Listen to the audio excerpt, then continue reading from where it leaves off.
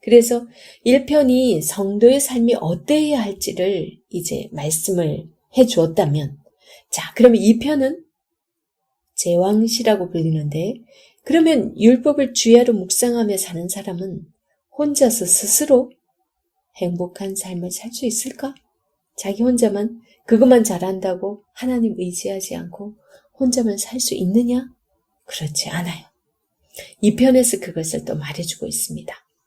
그래서 시편 2편은 제 1편과 함께 시편 전체 관문이고 서론이라고 말씀드렸어요. 그래서 이 두 시편은 시편 전체 주제가 담겨 있는데요. 그 핵심이 복 있는 사람, 복 있는 자.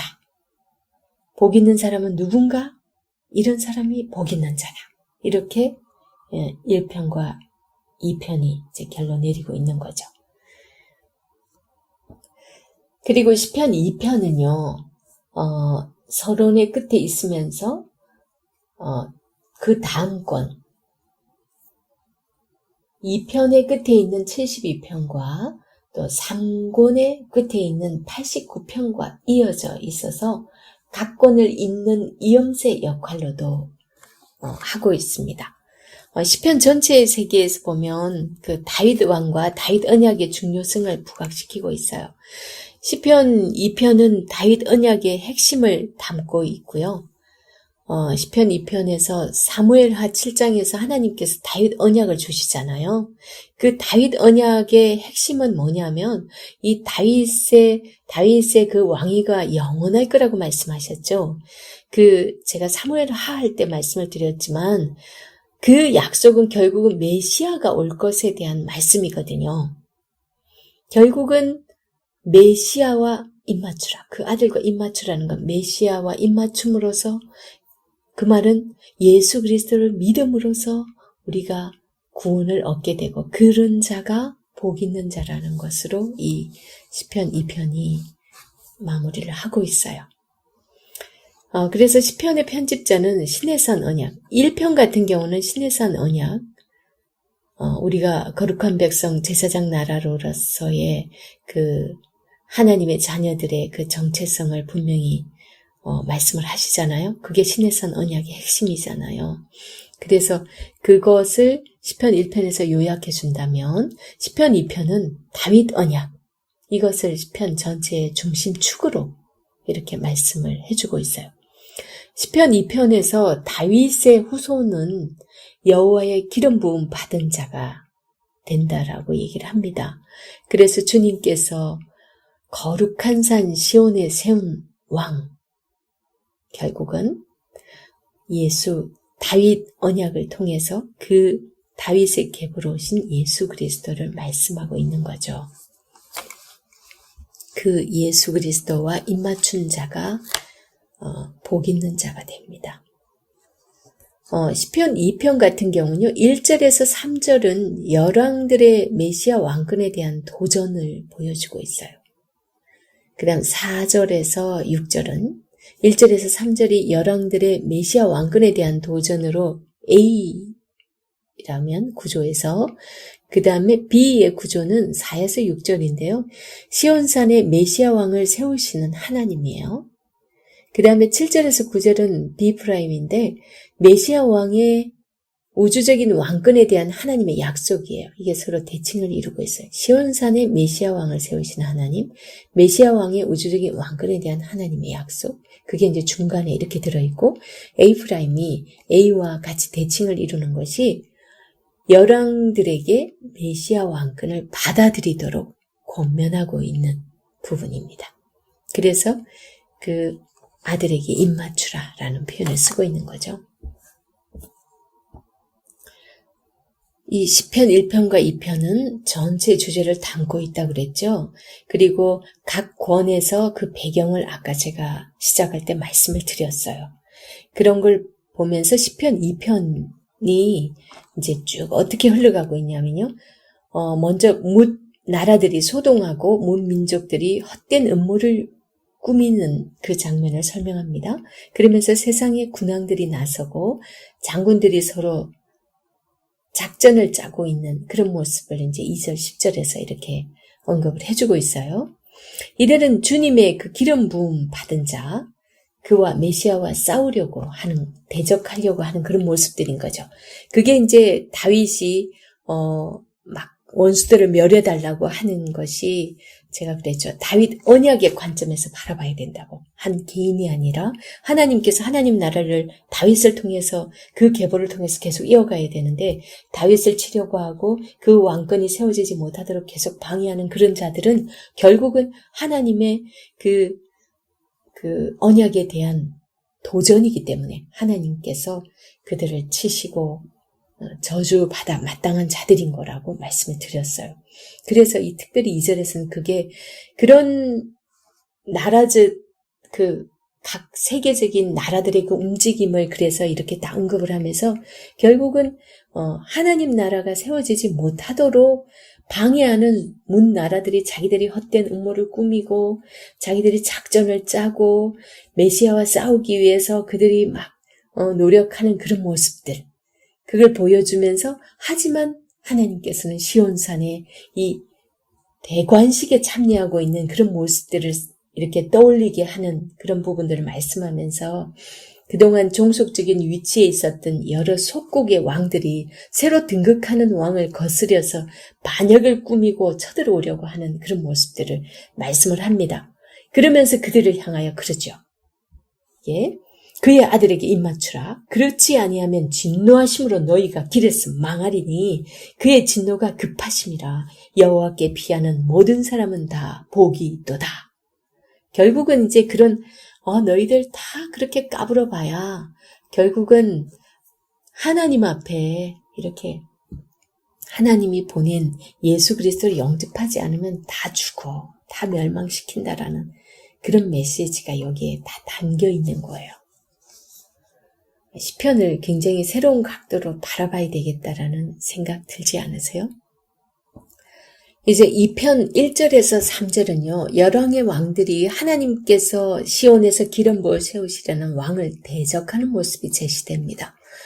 2편 1절에 보면 어찌하여 이방 나라들이 분노하며, 여기서 분노하다라는 이 히브리어 단어가 술렁대다, 공모하다, 일어나다, 이거는 단순히 감정적인 것이 아니라 소동이 일어난 상태를 지금 사실은 설명하고 있는데 그냥 막 화만 난 것처럼 감정적인 것만인 것처럼 번역이 되어 있어요. 그리고 민족들이 헛된 일을 꾸미다, 이런 표현. 여기 꾸미다라는, 헛된 일을 꾸미다라는 이게 하가라고 해서 1편에서 묵상하다, 주야로 율법을 묵상하다라는 그 단어와 같은 단어예요. 이거는 앞에서는 1편에서는 율법을 하가 묵상하는데 지금 이들은 헛된 일을 하가 묵상하는 거예요. 지금 율법을 묵상하는 자와 헛된 일을 묵상하는 자, 이들도 이제 이방 나라들을 향하여 말씀하는, 그러니까 이들 역시 악인과 지금 똑같이 동격이죠. 그러면서 이들의 결과는 5절에서 여호와의 진노를 불러오는 거죠. 그 다음에 2절에 2편 2절에 세상의 군왕들이 났으며 관원들이 서로 꾀하여, 여기서도 꾀하여, 여기에서 이거 모략이라는 뜻이에요. 모략. 이거는 이론적인 충고, 의논, 이런 뜻이에요. 이거는 이제 여기 1편에서 악인들의 꾀를 따르지 아니하고 할 때, 이거 꾀를 따르지 아니한다 할 때 이거 이론적인, 악인들이 말하는 이론적인 충고나 이런 거 따르지 않는 거나, 지금 2편에서 이 꾀하다라는 말하고 똑같은 거예요. 그래서 여호와와 그의 기름 부음 받은 자를 대적하며, 이 악인들의 특징이죠. 대적해요. 꼭 보면 하나님의 사람들은 늘 그렇지 못한 사람들과의 충돌이 있어요. 왜냐하면 그 속에 주인이 다르기 때문이죠. 그 다음에 2편 3절 보면 우리가 그들의 맨 것을 끊고 그의 결박을 벗어버리자 하는도다. 맨 것과 결박. 이거는요, 이방 나라들이 왜 이스라엘의 속국으로 많이 있었잖아요. 그래서 종속적 위치에 있었던 이제 그들의 그 제어 장치, 그들과 이제 조공 언약을 맺었던 거, 그런 게 있겠죠. 자, 조공을 어떻게 바치라. 그 다음에 우리가 뭐 전쟁했을 때 너희들은 언제든지 뭐 이렇게 몇 명의 군사 보내줘야 된다. 뭐 이런 조약들. 그런 거 끊어버리자. 그러는 거예요. 그래서 전쟁에서는 이런 선전을 통해 가지고 아군의 사기를 높이고 적군의 사기를 떨어뜨리는데 열왕들이 이제 전투에 임하면서 이런 내용들을 막 말을 하면서 이제 자, 우리가 이제 지금까지 그 조공 바치려고 약속했던 거 우리가 다 끊어버리자 그러면서 막 외치면서 이렇게 전쟁에 나서고 있는 그런 모습들입니다. 그리고 4절에서 6절은요. 하나님께서 시온산에 메시아 왕을 세우시는 모습을 볼 수 있습니다. 먼저 4절에서 5절에서 보면 감정적인 반응에 이어서 6절에서는 정치적인 반응이 제시됩니다. 4절 하늘에 계신 이가 웃으시며 주께서 그들을 비웃으시리로다. 그럽니다. 이 4절에서 하늘에 계신 이 표현은요. 아주 높은 칭호로 위엄 가운데 계신 하나님의 초월성을 지금 강조해주고 있어요. 이분이 웃으신대요. 그리고 그들을 비웃으신대요. 하나님께서 웃으시고 비웃으시면 그 결과는 어떻게 될까요? 그게 9절에서 소개되죠. 네가 철장으로 그들을 깨뜨리며 질그릇같이 부수리라. 5절을 보면 그때에 분을 바라며 진노하사 그들을 놀라게 하여 이르시기를 6절 내가 나의 왕을 내 거룩한 산 시온에 세웠다 하시리로다. 이 시온은요. 나의 거룩한 산으로 불리우는 그 예루살렘 성 그리고 솔로몬 성전이 있는 그 언덕을 의미합니다. 하나님이 세운 왕을 거룩한 산에 세웠다라고 말씀을 합니다. 그러면서 이제 그 세우고 7절, 8절로 이제 이게 발전을 하게 되는데요. 내가 여호와의 명령을 전하노라. 여호와께서 내게 이르시되 너는 내 아들이라. 오늘 내가 너를 낳았도다. 이 표현 많이 들어봤죠. 찬양도 하고. 결국은 지금 우리가 다윗을 얘기하고 있지만 결국은 이게 어디로 발전하고 있어요? 메시아 예수 그리스도로 발전하고 있는 것을 알 수 있죠. 그래서 항상 하나님께서 다윗 언약을 말씀하실 때도 하나님은 무엇을 염두에 두냐? 다윗 계열을 통해서 오실 메시아를 말씀하시고 지금 여기서도 지금 거룩한 산, 뭐 예루살렘, 솔로몬 성전 우리가 뭐 이런 걸 상징을 하지만 시온이라는 이것을 그 당시 그 사람들은 뭐 그걸 상징을 하고 생각을 했겠죠. 그런데 결국은 예수 그리스도를 통한 뭐 육신의 성전을 얘기하는 게 아니에요. 하나님의 나라, 영원한 하나님의 나라를 얘기하고 있는 거죠. 8절에 봅니까? 내게 구하라. 내가 이방 나라를 네 유업으로 주리니 네 소유가 땅끝까지 이르리로다. 그럽니다. 왜 내게 구하라 그래요? 하나님의 아들이니까. 그러니까 우리가 생각하면 다윗 같으면 다윗한테 구하가 될 일이 아니잖아요. 하나님의 아들이니까.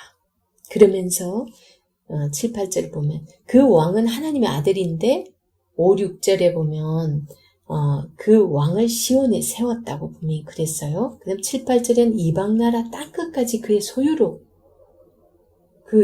봐요. 내가 이방 나라를 네 유업으로 주리니 다윗에게 다 준 거 아니잖아요. 이거는 예수 그리스도가 땅끝까지 복음이 이제 전해졌을 때 모두가 이제 그게 다 하나님 나라가 되는 거죠. 이런 게 그려져야 되고 우리는 이제 말씀을 읽을 때도 이런 부분들이 이렇게 펼쳐져야 돼요. 그래야 말씀이 폭넓게 이렇게 해서 하나님의 뜻이 우리한테 쑥쑥 잘 들어와요. 시편이 생각보다 함축된 말들이기 때문에 몇 마디 안 되는 거에 너무나 많은 것이 함축되어 있어서 사실은 좀 어렵긴 해요. 그래서 1편에서는 율법을 주야로 묵상하는 것이었는데 2편에서는 그 율법을 주야로 묵상하는 자들을 비웃던 자들은 와르르 다 무너지고 오히려 그들을 비웃던 그 율법을 묵상하는 자들의 소유가 된다라고 말씀을 하고 계세요. 그래서 12절 여호와께 피하는 자들이 복이 있도다. 하나님께 돌아와야 되는 거죠. 여호와께 피하라. 그러면 장차 그 소유가 너희 것이 될 것이다. 그렇게 말합니다. 왜냐하면 아들이 되니까. 유업을 이어받을 수 있으니까. 그 다음에 10절에 보면 그런즉 군왕들아 너희는 지혜를 얻으며 세상의 재판관들아 너희는 교훈을 받을지어다. 그러니까 지혜롭게 행동하라고 말씀을 합니다. 지혜를 얻으며 이거는 일반적인 권면으로부터 교훈을 받을지어다. 이거는 징계 또는 경고를 받을지어다. 이렇게 말씀을 합니다. 좀 더 강한 의미인 거죠. 이 교훈이라는 것은. 그 다음에 11절에 보면 여호와를 경외함으로 섬기고 떨며 이건 정치적인 복종을 의미합니다. 즐거워할지어다. 이건 마음으로 복종하는 겁니다. 그 10절, 11절은 2절, 3절과 또 대칭을 이룹니다. 그래서 1편 2절 3절은 오직 여호와의 율법을 즐거워하여 그의 율법을 주야로 묵상하는도다. 그렇게 얘기를 했잖아요. 그런데 여기서는 그런즉 군왕들아 너희는 지혜를 얻으며 세상의 재판관들아 너희는 교훈을 받을지어다. 그리고 이제 12절에는 그의 아들에게 입맞추라. 그렇지 아니하면 진노하심으로 너희가 길에서 망하리니 그의 진노가 급하심이라. 여호와께 피하는 모든 사람은 다 복이 있도다. 여기에서 보면 신앙생활에서 중요한 두 가지를 언급해주고 있습니다. 이게 이제 바로 예수 그리스도를 나의 구주로 고백하는 것. 그게 첫 번째. 그의 아들에게 입맞추라죠. 그 다음 두 번째, 예수님의 말씀을 주야로 즐거워하는 것. 이게 바로 이 전체 이게 다 들어있죠. 그래서 1편과 2편이 말하고자 하는 것은 율법과 여호와 하나님 이 두 가지예요. 1편의 율법을 강조하고 있다면 2편은 여호와 하나님께 피하라 그러죠. 율법과 여호와 하나님 이게 이제 또 전체 주제 단어라고 보면 그렇게 보면 됩니다. 시편은 여러 편에서 수미상관을 이루고 있어요. 앞에 나왔던 말이 뒤에 나왔던 말을 보충하는 경우가 많이 있어요. 그리고 가운데 중심으로 가면 가장 중요한 말이 나오는 경우가 또 있어요. 그 부분이 이제 신앙생활에서 중시해야 할 것들입니다. 1편이 율법을 주야로 묵상을 하는 말씀이라면 2편은 하나님을 경외하고 섬기라. 하나님을 마음으로 즐거워하라. 그게 하나님을 경외하는 거고 그 다음에 예수님께 완전한 순종과 경배를 하는 삶을 살아라. 이게 바로 복 있는 자의 삶이다. 이게 지금 시편 1편과 2편이 주고자 하는 메시지입니다. 그렇다면 1편과 2편은 150편의 서론과 같고 전체 주제를 담고 있다 그랬으니까 시편 전체에서는 결국은 여호와 하나님을 경외하고 섬기고 하나님을 마음으로 즐거워하고 율법을 주야로 묵상하는 자로 사는 그 삶을 살아야 할 것을 우리에게 도전을 주고 있다고 생각하면 될 것입니다.